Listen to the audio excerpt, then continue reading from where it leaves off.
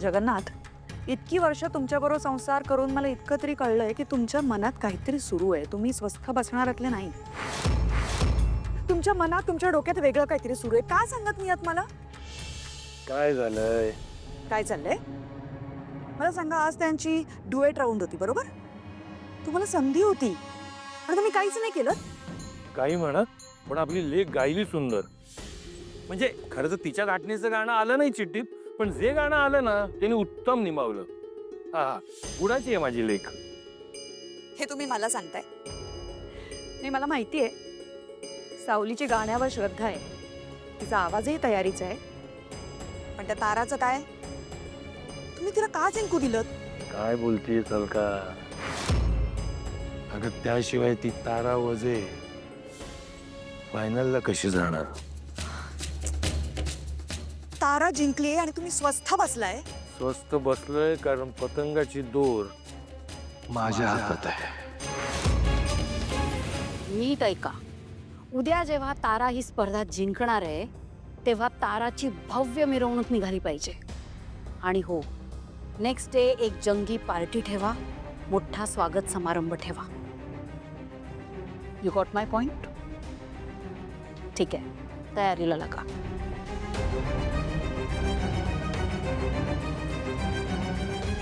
तारा,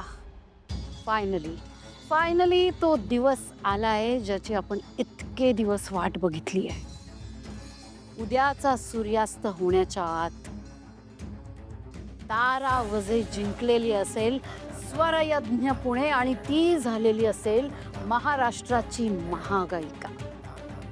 तारा बघ, ही स्पर्धा जिंकण्याचा तुला प्रचंड फायदा होणार आहे. तारा, खूप प्रसिद्धी आणि खूप पैसा मिळणार आहे. तारा, तुला, तू रेडी आहेस ना या सगळ्यासाठी? पण मॉम, ते जगन्नाथजी ही स्पर्धा आपल्याला इतक्या इझिली जिंकून देत आहेत, हे जरा विचित्र नाही वाटत आहे का तुला? नाही वाटत, अजिबात वाटत नाही. आणि त्याची 3 कारण आहेत. पहिलं कारण, स्पर्धेचे स्पॉन्सर्स रातोरात बदललेत. दुसरं कारण, सारंग आणि मेहेंदळे कुटुंब आता या स्पर्धेमागे असे भक्कम उभे आहेत ना की तू काही करूच नाही शकणार. आणि तिसरं कारण म्हणजे मी. आणि उद्या त्याने कितीही मनात आणलं ना तरी तो त्याचा कुटील डाव साधू शकणार नाही. मी तिलोत्तमाला स्पर्धेचं आमंत्रण दिलंय. उद्या तिलोत्तमा तिथं येईल आणि त्यावेळी जगन्नाथचा असा काही अपमान होणार आहे ना की हा अपमान तो आयुष्यभर पचवू शकणार नाही. त्याला नाही तिथून चालतं केलं ना तर नाव नाही लावणार भैरवीवचे.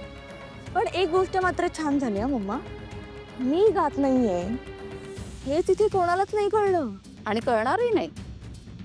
जोवर मी तुझ्या सोबत आहे तोवर तुला काळजी करण्याचं काहीच कारण नाहीये.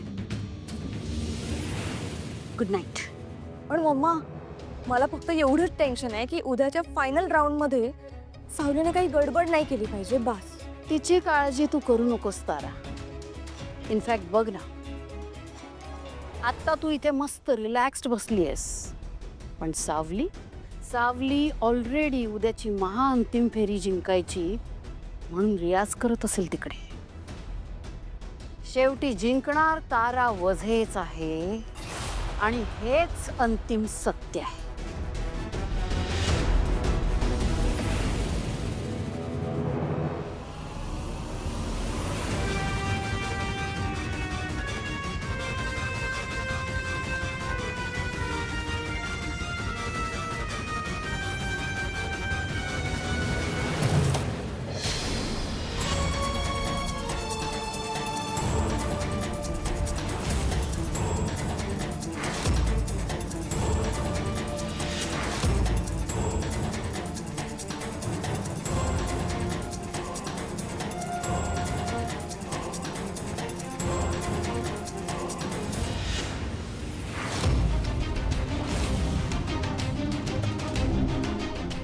काय ग सावी, रात्र झाली, झोपायची वेळ झाली, इथे काय करतेस?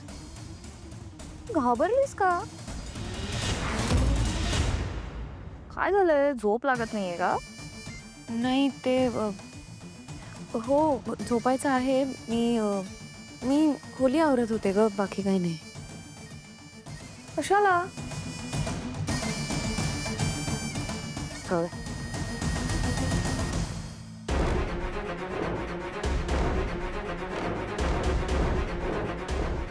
विठ्ठला, वाचवलंस तू.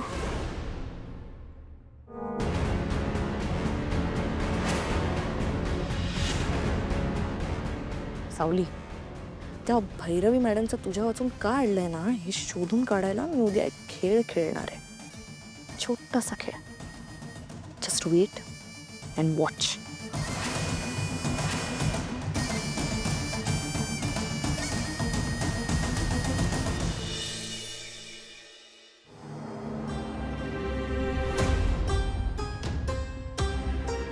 मम्मा, अजून सावली पोहोचली नाहीये इथे. येईल ते.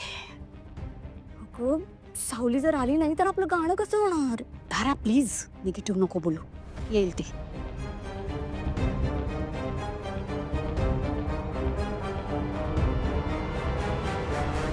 नमस्कार नमस्कार नमस्कार. तुमचे दर्शन झालं, जाम बरा वाटला. नशीबच समजायचं आमचं. छान. म्हणजे तुला आमची महती कळली तर चांगलंय. असाच पायरी ओळखून राहा, तुझ्या फायद्याच आहे. आणि मी काय बोलतो चल तारा. ऐका ना. माई, मी निघाले. हो दादा, लवकर चला ना.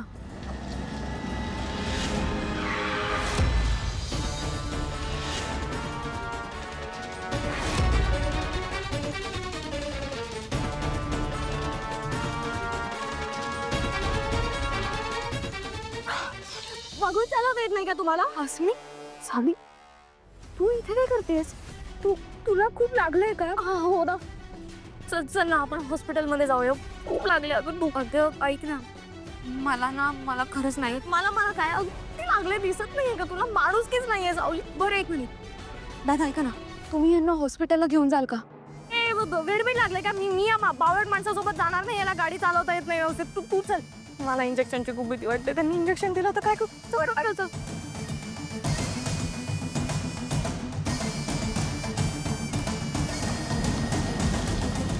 पिंकू शेट म्हात्रे, कसं वाटते तुम्हाला अंतिम फेरीत पोहोचून? मला कसं वाटतंय, असं वाटतंय ना, जाला घ्यावाचा आणि समुद्रात फेकायचा. आणि समुद्रामध्ये तर जाला गेल्यानंतर आहे ना, त्या जाल्यामध्ये मावरा येतोय ना, असं वाटतंय. नाही म्हणजे काल तारा ओझे तुमच्या बरोबर ड्युएट गायली. त्याचा काय? आज तीच तुमची प्रतिस्पर्धी आहे. काय वाटतं तुम्हाला? या तुम्ही ना सकाळपासून संध्याकाळपर्यंत हेच लावलेलं असतंय. त्याला काय वाटतंय, त्याला काय वाटतंय, मला काय वाटतंय. आता मला सांगा, तुम्हाला काय वाटतंय? तुम्हाला ना का माहितच नाही. अरे ते सगळं सोडा, पण आता कोहली वारण माहितीये? पिंकू शेट कोण आहे ते? पिंकू शेट आहे ना, फक्त स्पर्धा जिंकत नाही, अरे समोरच्याला पण जिंकून घेऊन येत आहे. बाबा माझं लगीन करा.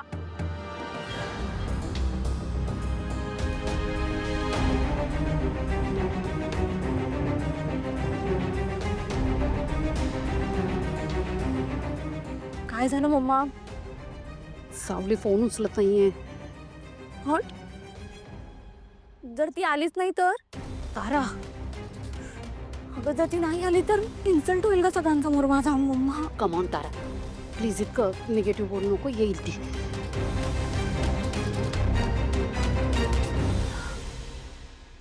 Wish you all the very best. Thank you. मला माहिती आहे आजचा दिवस तुझ्यासाठी खूप महत्त्वाचा आहे, म्हणून मी तुझा जास्त वेळ नाही घेणार. पण छान कर जे तू करशीलच. आणि मी तुला सांगते, तूच जिंकणार आहेस. सावली कुठे?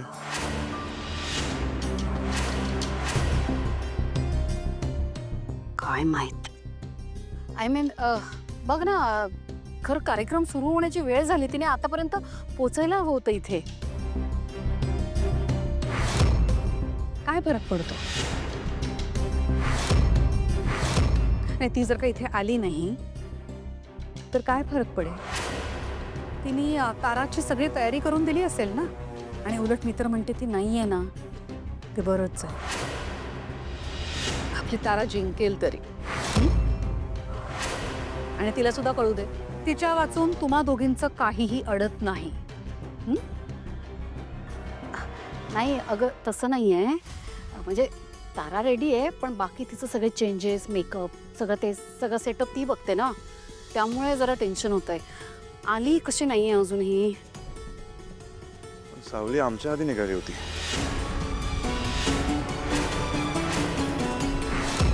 अजून आली कशी नाही?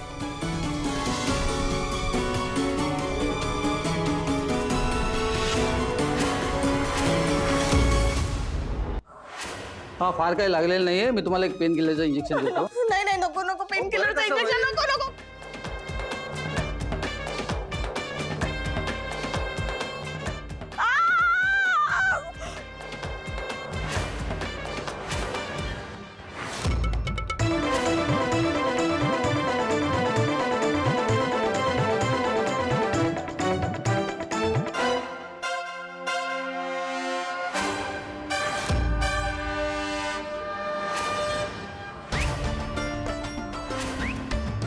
हॅलो.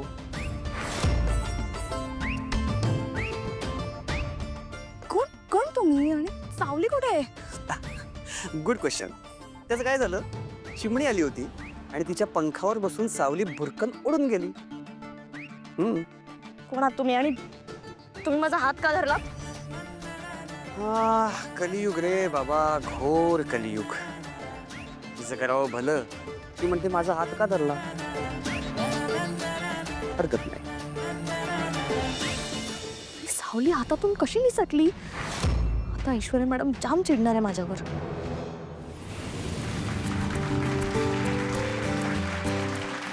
तर पुन्हा एकदा तुम्हा सर्वांचं स्वागत स्वरयज्ञ पुणे या मानाच्या स्पर्धेच्या महांतिम सोहळ्यामध्ये. आणि त्याचे प्रायोजक आहे मेहंदारे म्युझिक कंपनी. जोरदार टाळ्या.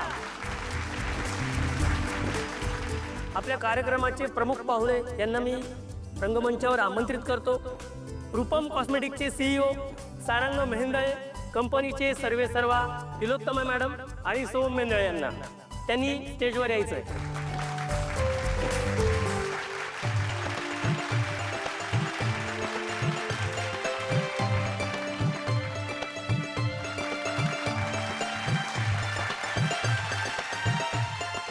आणि आपल्या तीक्ष्णकारांनी या स्पर्धेचं ज्यांनी परीक्षण केलं त्या परीक्षकांसाठी एकदा जोरदार टाळ्या होऊन जाऊ देत.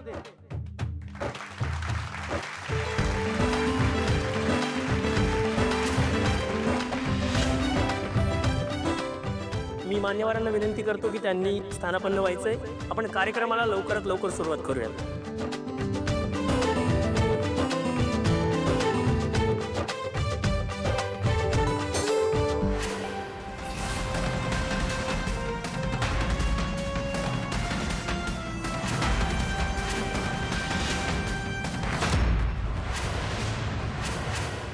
या स्पर्धेला प्रचंड असं वैभव लाभलंय. पण मला ना जुन्या आयोजकांची एक गोष्ट खटकली.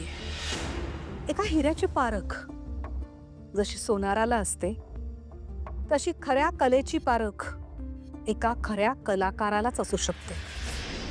मी बरोबर बोलले ना जगन्नाथराव?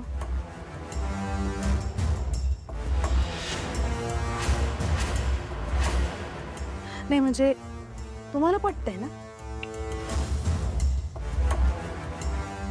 अगदी खरं बोललात तुम्ही तिलोत्तमा मॅडम. म्हणून मी म्हणते या स्पर्धेचं परीक्षण करायची तुमची लायकीच नाही.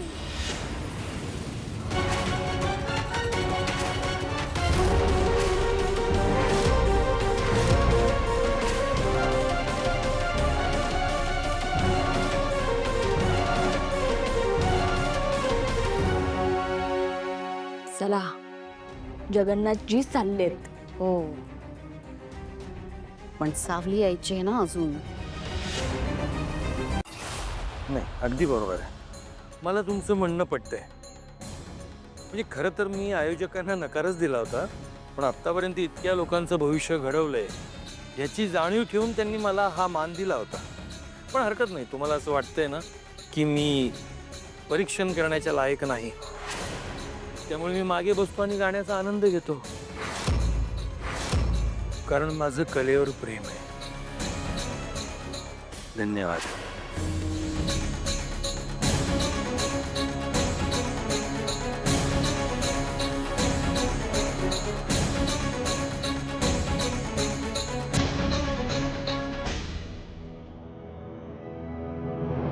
तुम्ही सुरू करा.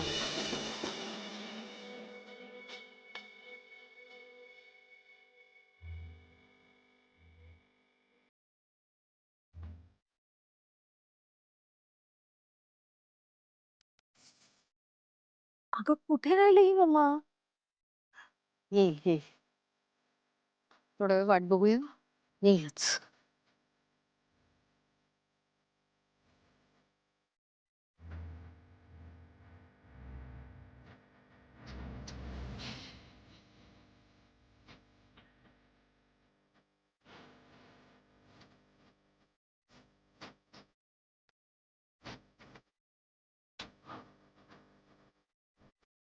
काय झालं? अरे अजून सावली नाही ना आलीये. अगं मग त्याचं टेन्शन घेऊ नकोस. सारंगदादाला आत्ताच कॉल आलाय, ती येते. ताराचा नंबर यायच्या आधी यायला हवी ना, नंतर येऊन काय उपयोग गाणं झाल्यावर. म्हणजे I mean she is part of the team ना, she should be here by that time. आणि माझी अजून तयारी बाकी आहे रे. तुला अजून तयारीची काय गरज आहे? तू तर आधीच म्हणजे सारंगदादा म्हणतो की खरं सौंदर्य हे कलागुणांमध्ये असतं, नुसतं दिसण्यात नाही. ठीक आहे, तुम्ही काळजी घ्या, सावली वहिनी येईलच. हा, टेन्शन घेऊ नका. बघितलंस, त्यालाही असंच वाटतं की खरं सौंदर्य हे कलेत असतं, दिसण्यात नाही. तेव्हा कलेवर लक्ष दे.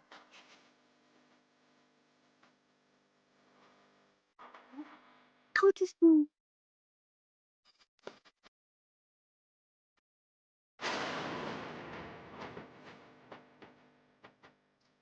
अगं किती उशीर सावली. ठीक आहे, नेहमीच असं आहे तिचं. चल.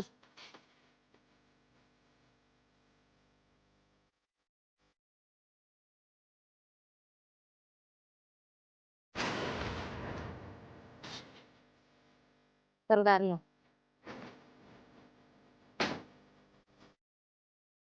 आज पुन्हा उशीर का केलास तू? नाही, मी वेळेत निघाले होते. पण ती हसमी आहे ना, तिला मला ग बाई, नको आता वेगळं लांबण लावूस. आता आलीयस, जरा गळा शांत कर, जरा पाणी बिणी पी, रिलॅक्स हो आणि व्यवस्थित गाण्याला सुरुवात कर.